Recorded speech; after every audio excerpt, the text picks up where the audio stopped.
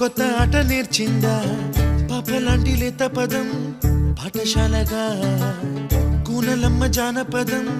పల్లె దాటి వచ్చిందా చవళిల జానతనం పాట చూపగా